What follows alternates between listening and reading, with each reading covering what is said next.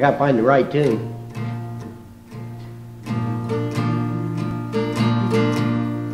I took a long, long walk by the river, had a quiet, peaceful talk with my Lord. He found my heart heavy with trouble, but our talk seemed to lighten my load. My Jesus had broad shoulders, his back is much stronger than mine. He was there the first time I told him, he'll be there any place, anytime. Now it seems that I still got some trouble, but the Jesus and me had our talk. I found peace of mind and contentment. I'm so glad in his presence to walk. My Jesus has broad shoulders, his back is much stronger than mine. He was there the first time I told him, he'll be there any place, anytime. So I peeked on the right road to heaven, for the way that he showed me was clear. And no matter what happens tomorrow,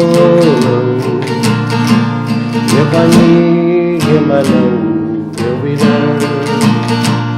My Jesus has broad shoulders, his back is much stronger than mine. He was there the first time I told him, he'll be there any place, anytime.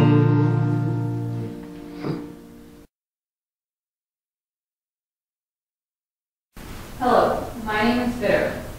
Actually, it's Mark, which means bitter, but why leave any doubt?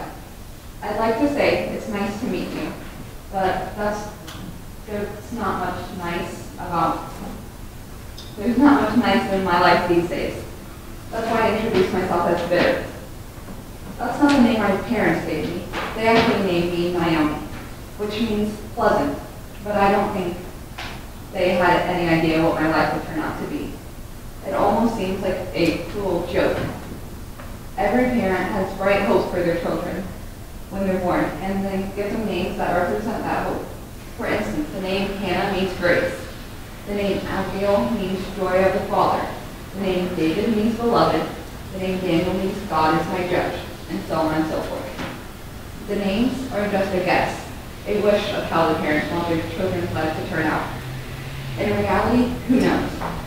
So where, once I was pleasant, now I am bitter. Where my parents went wrong is a mystery. So how did I get here? How did someone known as pleasant become so bitter? It wasn't easy. It wasn't overnight. A series of life events and tragedies brought me to where I am today. My life started out fine. I had 2 loving parents and a wonderful childhood. I then married Amalek, the man of my dreams, and had 2 handsome sons, Mylon and Kilion, which things changed quickly. A severe famine hit Israel, and we were forced to leave the country and go to Moab, not exactly my ideal destination. We were strangers in a strange land, but we did the best we could. One day, Amalek was late coming home from the fields. This was not unusual, since he often worked as late as he could, but there was something different about this day. The boys had returned much earlier, and it was already getting dark. Finally, a short figure came slowly down the road towards my house. It wasn't until he was almost upon me that I realized it wasn't my husband. It was Samuel, one of the workers. There were tears in his eyes as he told me the news. Amalek had died suddenly while working in the fields. Why had God done this to me? First driving us from our home and now taking away the love of my life? At least I had my 2 sons. Eventually, my boys found girlfriends, and soon they were both married.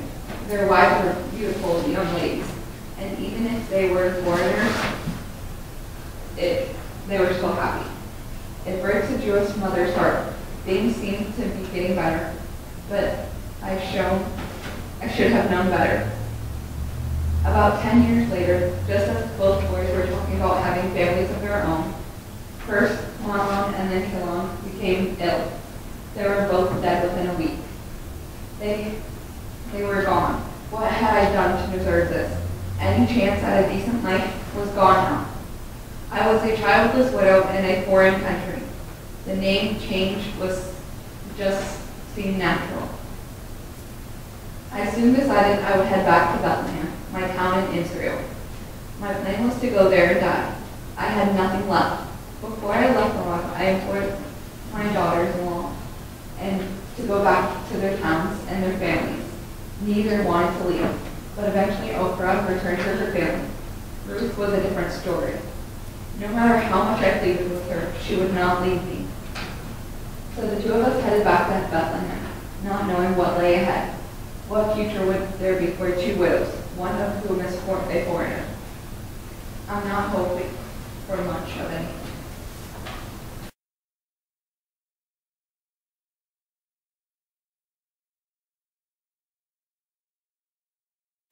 Gloom, despair, and agony on me. Deep, dark depression and excessive misery.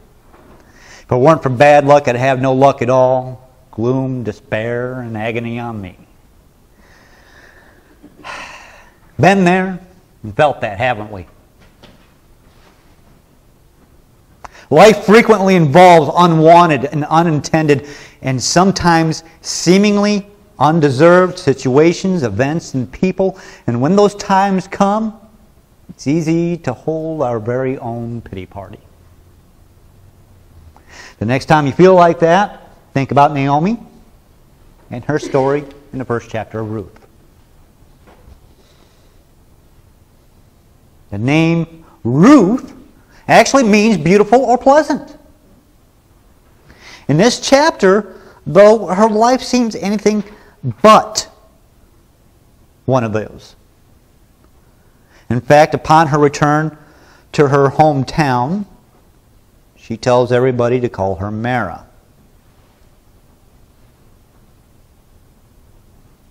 And who would blame her for feeling bitter? Consider the horrible circumstances. There was a famine in her home country.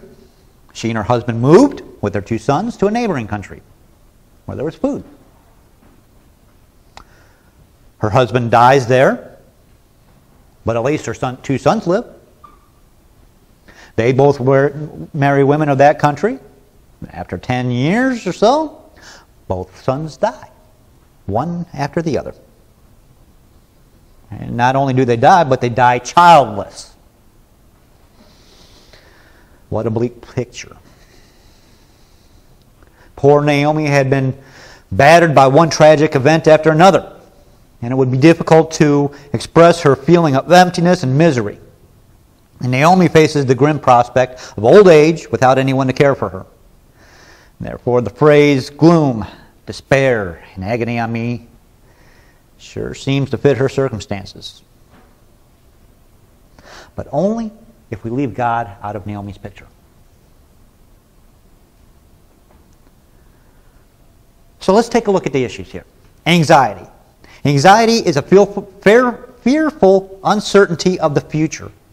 This anxiety can be short-term. For example, people are often very nervous or fretful before they have to give a speech. Hello. Or fly over an ocean. But once the speech is over or they have landed safely, the fear is gone. Sometimes, however, the anxiety is long-term.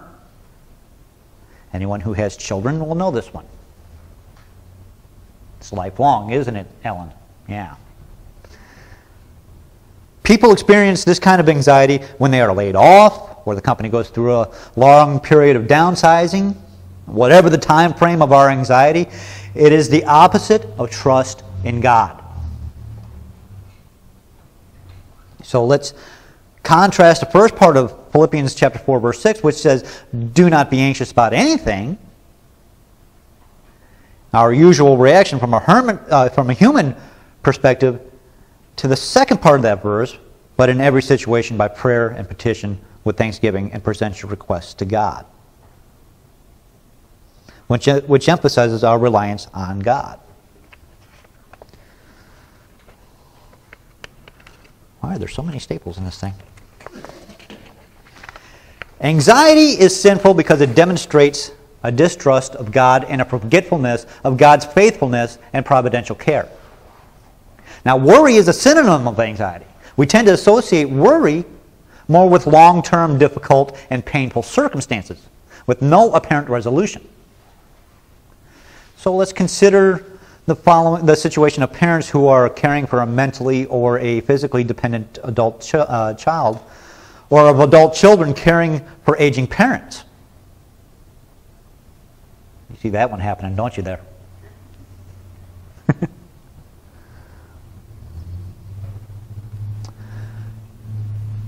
Even in such circumstances, Jesus tells us, do not worry about your life. Do not worry about tomorrow. That's Matthew chapter 6, verse 25 and 34.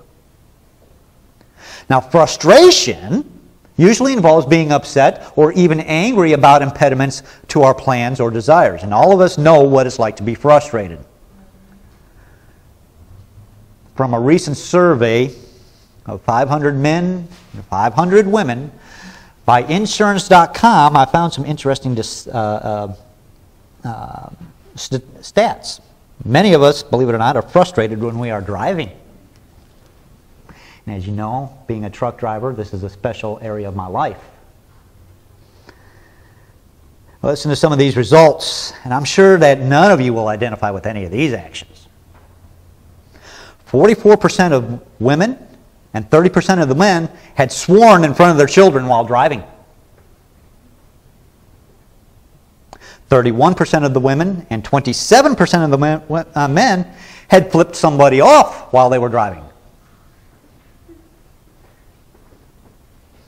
21% of the women and 16% of the men had tailgated someone on purpose because he or she was going too slowly.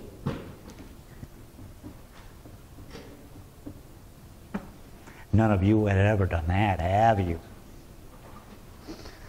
11% of men and 7% of women had actually chased after a car that had cut them off so that they could glare at them or, again, give them the one-fingered salute. 11% of the men and 4% of the women had turned on their brights at an oncoming car just to be mean or to top it off.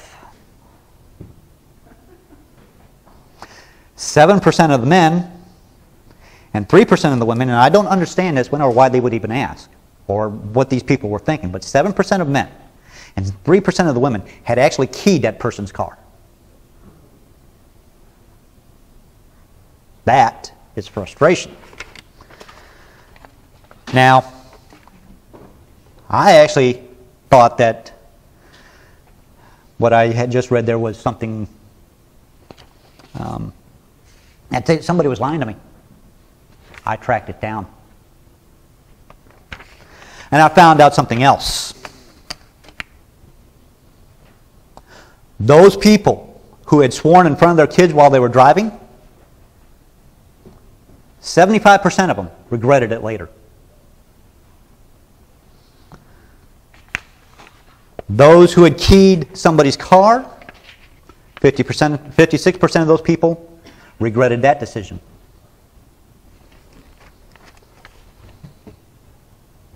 Those who flipped somebody off, 47% of them regretted it later. Those who turned on the bright lights, 46% of them had regretted it later.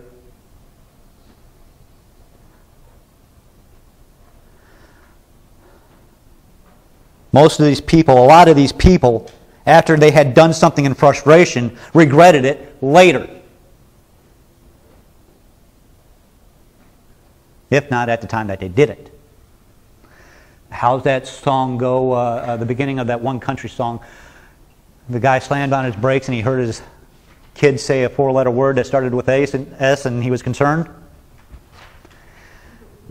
Yeah. Those children are looking at what we do, aren't they? So if we show frustration, guess what they're going to show? And Terry's never frustrated, are you, Terry? Oh, Ellen's the one that's always frustrated? She's shaking her head no.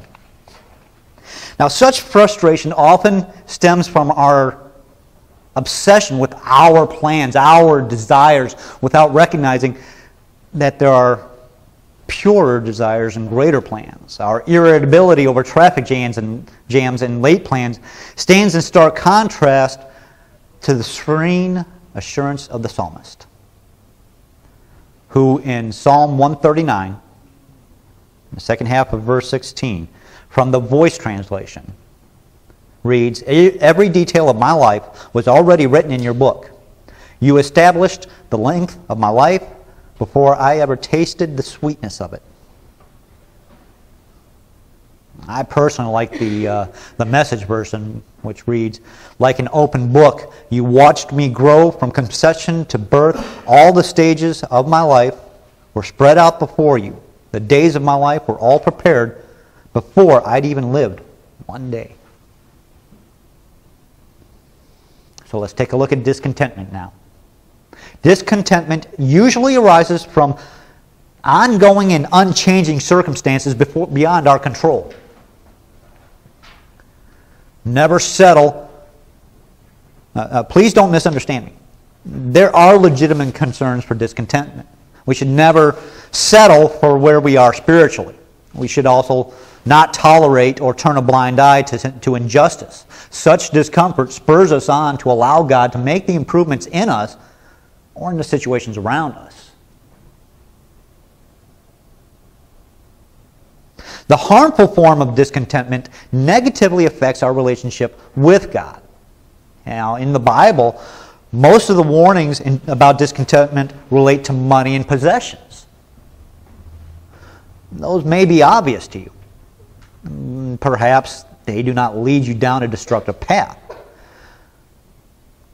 There is also a more respectable form of discontentment, in the form of an attitude triggered by circumstances that are trials to our faith, such as an unfulfilling job, an unhappy marriage, prolonged singleness, or a lengthy illness with little or no improvement. The Holy Spirit may bring something else to mind for you. The apostle shares from his own experience. He says, "I was given a thorn in the flesh, a nagging nuisance of Satan, a messenger to plague me. I begged the Lord 3 times to liberate me from its anguish. And finally he said, 'My grace is enough to cover and sustain you. My power is made perfect in weakness.'" Where is that from? That's right. 2 Corinthians chapter 12, verses 7 through 9. And now, who said that? Paul. Very good. So let's take a look at these problems. And now let's take a look at God's answers to these issues. First of all, let's change our focus. Stephen James puts it in his book, Flirting with the Forbidden. Turn your eyes from your problems and to your blessings. Notice how Paul finishes his thoughts in that verse, in 2 Corinthians chapter 12, verses 9 and 10. This time from the Message Bible, where he says, "I quit focusing on the handicap and began to appreciate the gift." It was a case of Christ's strength moving in on my weakness. Now I take limitations in stride, and with good cheer, these limitations that cut me down to size, abuse, accidents, opposition, bad breaks, I just let Christ take over, and so the weaker I get, the stronger I become. It's a mouthful there, isn't it? He takes a look at everything that's going wrong. Turns his attention away from what's going wrong to what's going right. We can even see blessings in the dire straits of Naomi here. Bereft of husband and sons, she hears that there's food back home in Judah. As verse 6 says in chapter 1 in the NIV, the Lord had come to the aid of his people by providing food for them. Now, she also doesn't return to Bethlehem all alone. That daughter-in-law of hers, Ruth,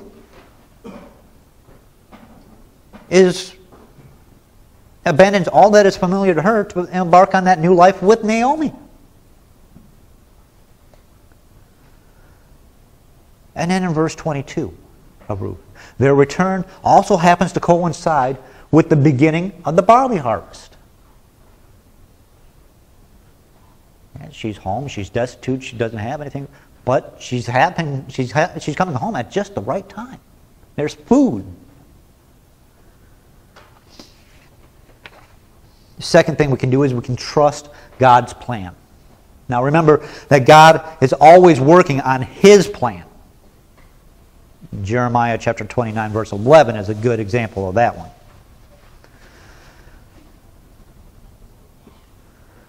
Now, Paul offers this reassurance of the unfolding of God's plan, stating, I am confident that the Creator, who has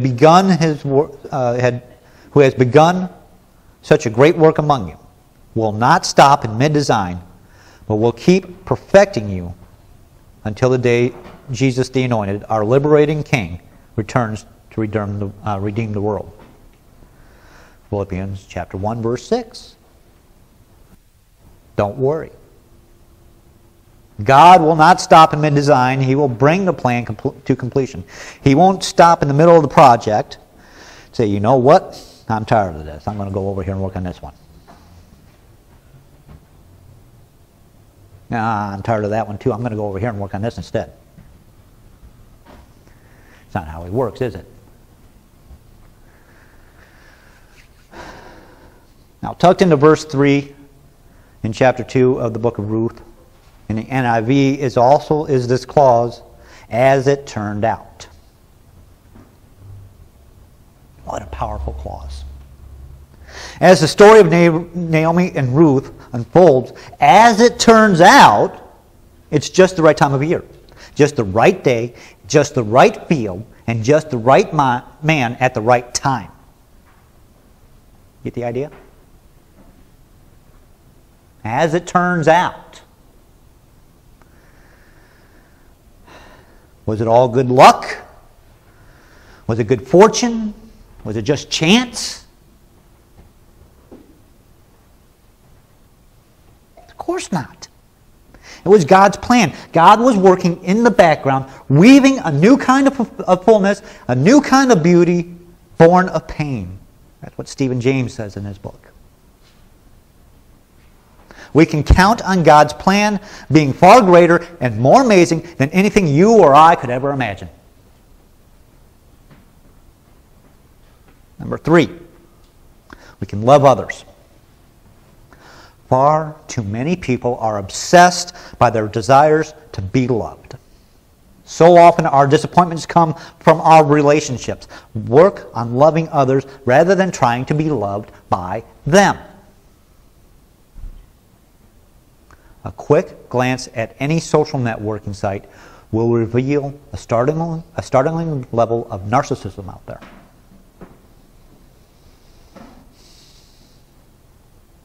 It may be helpful to modify this point here. How about this? Love others by serving others. Expressing my love for others in service to them has at least two benefits. First, it keeps me from becoming preoccupied with myself and my own pain. If I'm concentrating on somebody else, I don't have time to feel sorry for myself. Second, it helps me to regain some perspective by giving me a bigger context for my experience. Now, Paul says, now, let me see if I can give a better example of the first part here. I'm reminded of a story that I was told a while ago. A husband and wife were not husband and wife yet. They were dating at this time. And the girl would come over to this guy's house, and she would help him, it seemed like almost every week, to clean up his house, mop his floors, put away his clothes, and take care of his dishes. Now, at the same time, her house was just about as big of a mess as his. And so he would ask her, why are you coming over here and doing my stuff when your place is just as bad, if not worse, as mine? She goes, well, she explained it like this: when I am cleaning my house, when I'm sweeping my floors, when I'm doing my dishes, when I'm folding my clothes, I'm just sweeping my floors, doing my dishes, folding my clothes. Well, when I come over here and sweep your floors, do your dishes, help fold your clothes, I'm helping you.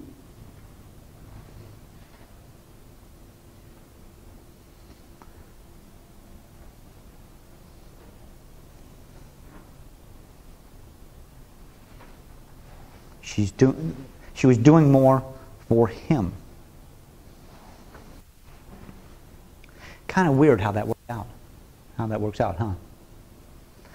And through that, through being able to help, through her helping him out, they were able to get closer to each other and form the kind of bond that, now, from what I understand, they're still married 40 years later, looking for 40 more.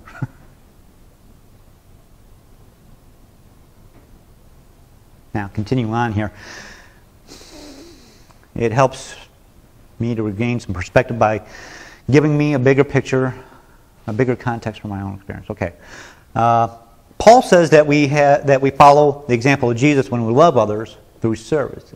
As in Galatians chapter 5, verse 13, it reads, brothers and sisters, God has called you to freedom. Hear the call and do not spoil this gift by using your liberty to engage in what your flesh desires. Instead, use it to serve each other as Jesus taught through love. Boaz praises Ruth for the sacrifices she has made on behalf of Naomi in chapter 2, verse 11. And then he prays that the Lord will repay Ruth for all that she has done in verse 12. Out of our own pain, we can relieve the pain of others.